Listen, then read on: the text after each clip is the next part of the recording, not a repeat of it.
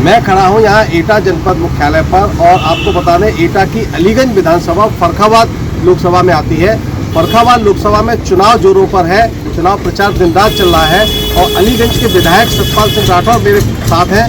ये दिन रात चुनाव प्रचार में लगे हुए हैं और बीजेपी के प्रत्याशी मुकेश राजपूत के पक्ष में वोट मांग रहे हैं। आइए इनसे बात करते हैं कि क्या समीकरण चल रहा है और किस तरह के मुद्दों को लेकर ये जनता के बीच में जा रहे हैं।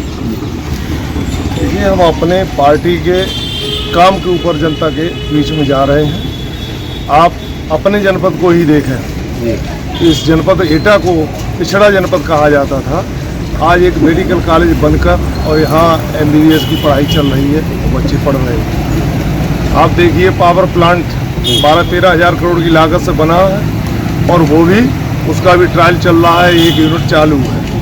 वहीं 2 सीमेंट की फैक्ट्री लग रही हैं और अलीगंज जैतरा में ट्रामा सेंटर, हमारे अलीगंज ब्लॉक में एक ITI कॉलेज, बस स्टैंड, रोडों की स्थिति आप देखिए। एटा जनपद में बाईपास की मांग थी तो नेशनल हाईवे जो अपना जो बना है तो बाईपास भी उसके साथ में बना है, वो भी पूरी हुई।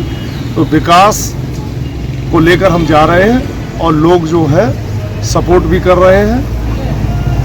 अच्छा विधायक जी, आपकी जो रैली हुई थी मुख्यमंत्री जी की अलीगंज में, आप लोगों ने उनसे 4 लाइन बाईपास की मांग की थी और भी बहुत सारी मांगें की हैं, तो उस पर क्या आश्वासन मिला है? देखिए, अभी चुनाव है और चुनाव में कोई घोषणा नहीं होती है, लेकिन माननीय मुख्यमंत्री जी ने कहा है कि बाद में, चुनाव के बाद में अलीगंज को कुछ न कुछ सौगात देंगे, मिलेगी। अभी चुनाव है, चुनाव में कोई घोषणा नहीं हो सकती है।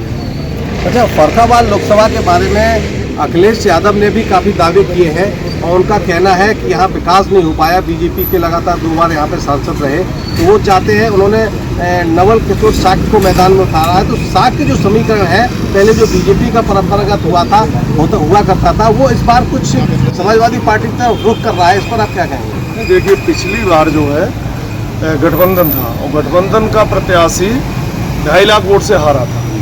आज जो है कोई गठबंधन नहीं है और शाक्य समाज में भी बहुतादाद में हमारे साथ लोग हैं और 100% हम लोग चुनाव फर्रुखाबाद लोकसभा जीतेंगे, इसमें कोई शक की गुंजाइश नहीं। एक बहुत बड़ा भ्रम की स्थिति पैदा की जा रही है, या जिसको किस लहजे में लिया जा रहा है। अखिलेश यादव कह रहे हैं कि हम संविधान बचाने के लिए चुनाव लड़ रहे हैं, आरक्षण बचाने के लिए चुनाव लड़ रहे हैं। तो इस पर आप क्या स्पष्टीकरण देना चाहेंगे, खासतौर से ऐसे लोगों को जो दलित हैं, शोषित हैं, वंचित हैं, जो इसमें आ रहे हैं परिधि में?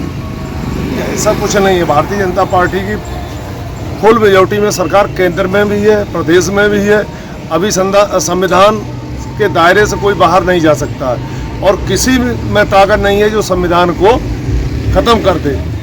ये तो अपने वोट के लिए वोट की राजनीति कर रहे हैं और संविधान जब समाजवादी पार्टी की सरकार थी जब ही खतरे में था। एक जात के हिसाब से काम हुआ करता था, एक धर्म के हिसाब से काम हुआ करता था, संविधान तब खतरे में था। भारतीय जनता पार्टी के समय में न इस समय संविधान खतरे में है और न आगे कभी खतरे में। एक अंतिम सवाल ये है कि ठाकुर वर्ग में एक बहुत बड़ा मुद्दा चल रहा है, पंचायतें हो रही हैं, बैठकें हो रही हैं और ये कहा जा रहा है कि 4 जून के बाद योगी जी को हटा दिया जाएगा। इसको लेकर ठाकुर लामबद्ध है। पश्चिमी उत्तर प्रदेश में बताया जा रहा है कुछ नुकसान भी इसको लेकर हो चुका है। तो आप ठाकुर बिरादरी से आते हैं, मुख्यमंत्री जी उसी बिरादरी से है, आपके काफ़ी घनिष्ठ रिश्ते हैं। इस मुद्दे पर आप क्या संदेश देंगे? क्या है वास्तव में, हकीकत क्या है और भ्रम क्या है? नहीं, कोरी अफवाह है। माननीय मुख्यमंत्री जी मुख्यमंत्री रहेंगे। और रही बात क्षत्रिय समाज की, तो आपने एटा में भी देखा होगा कि क्षत्रिय समाज का वोट पूरे एटा सीट पर भारतीय जनता पार्टी के खाते में गया। और अलीगंज में विशेषकर देखिए, आप हमारी विधानसभा में देखिए, माननीय मुख्यमंत्री जी को सुनने के लिए जो है लोग अपने अपने निजी वाहनों से आए थे और काफ़ी अच्छी संख्या में भीड़ हुई थी। कहीं भी कोई बात नहीं, न माननीय मुख्यमंत्री जी हट रहे हैं, न उनकी सीट पर कोई खतरा। ये तो विपक्ष वाले केवल अफवाह फैला रहे हैं जो गलत संदेश जा रहे हैं। फर्रुखाबाद सीट आप कितने वोटों से जीत रहे हैं, क्या आंकलन है? फर्रुखाबाद हम आपकी बार 2.5 लाख से ऊपर जीते।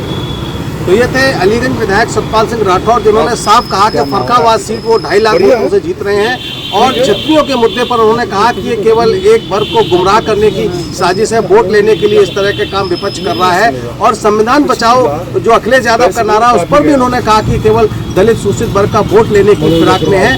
और इनका वास्तविकता से कोई नाता नहीं है।